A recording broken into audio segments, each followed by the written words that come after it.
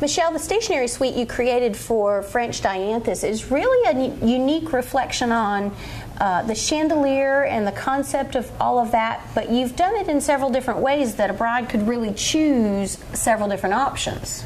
Yes, black and white is very, very popular right now, and there's so many different ways that you can go with a black and white look. And so I tried to incorporate that with what Colleen did here today with several different takes on that black and white theme. So you can go, the Victorian chandelier look is so popular right now, probably one of the hottest trends of this year. So. And so we did this on an overlay, which would, when you pull out of the envelope, then your guest would remove to actually have the invitation. Now let me stop you a minute, because I tend to think beyond just the day. This would be absolutely beautiful, framed and put in a powder room or something like that, that your guests could use after the fact.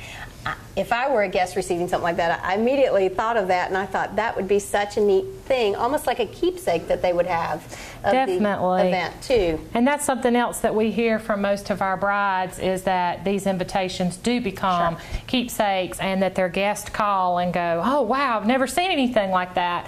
And that's what excites me as a designer, to give our brides something very unique that nobody has seen before. I've even had grooms to come and say, man, my friends were even texting me telling me your invitations are awesome. So that's really neat. I think I've really accomplished something when I get guys talking about stationery, which is typically more of a girl thing. Definitely a lady.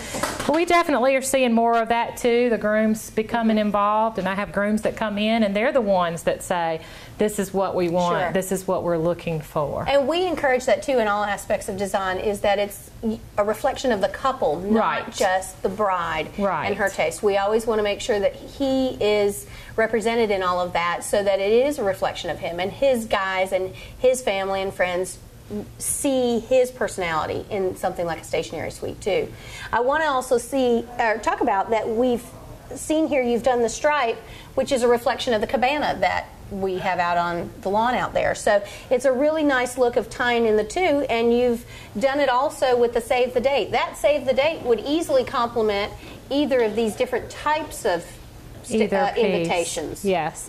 And in that one in particular, I really carried the Paris theme and did it for a Paris wedding, but I've done a wedding in a Paris theme here too, so you don't have to be going to Paris to incorporate this theme into your wedding. Well, it's just a reflection of your taste and your preferences as an individual couple, and if they love Europe and have always had a fantasy about Paris, bring it right here to the upstate. So it certainly is a way you can do that.